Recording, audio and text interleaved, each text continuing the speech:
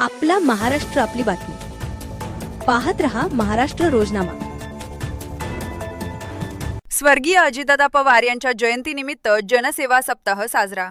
700 महिलांना साडी वाटप। माजी आमदार राणा दिलीप कुमार सानंदा यांच्या हस्ते वितरण। वृक्षारोपण ही संपन्न। महाराष्ट्र राज्याचे माजी उपमुख्यमंत्री लोकनेते स्वर्गीय अजितदादा पवार यांच्या जयंतीनिमित्त आयोजित जनसेवा सप्ताहाअंतर्गत सुटाळा बुद्रुक येथे राष्ट्रवादी काँग्रेस पक्षाचा सर्कल मेळावा उत्साहात पार पडला। या मेळाव्यात माजी आमदार राणा दिलीप कुमार सानंदा यांच्या हस्ते सुमारे 700 महिला भगिनींना साडी वाटप करण्यात आले। यावेळी बोलताना राणा दिलीप कुमार सानंदा म्हणाले की महिला भगिनींना केलेले साडी वाटप म्हणजे भावाकडून बहिणीला दिलेली प्रेमाची भेट आहे।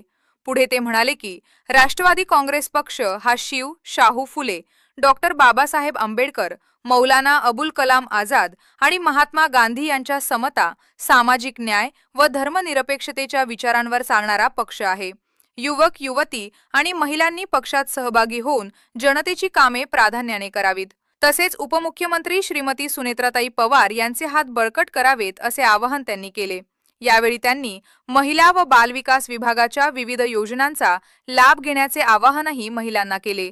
कार्यक्रमाच्या प्रारंभी लोकनेते स्वर्गीय अजितदादा पवार यांच्या प्रतिमेचे पूजन करण्यात आले।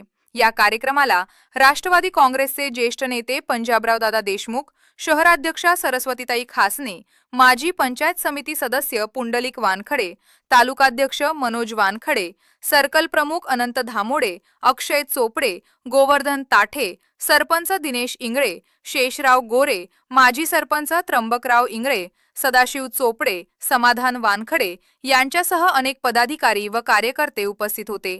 या मेळाव्याला सुटाळा बुद्रुक, सुटाळा खुर्द, खामगाव ग्रामीण, जयपूर लांडे, वाडी, माकता कोकता, लांजूड, खोलखेड, सुजातपूर आणि आमसरी परिसरातील नागरिकांचा उत्स्फूर्त प्रतिसाद लाभला।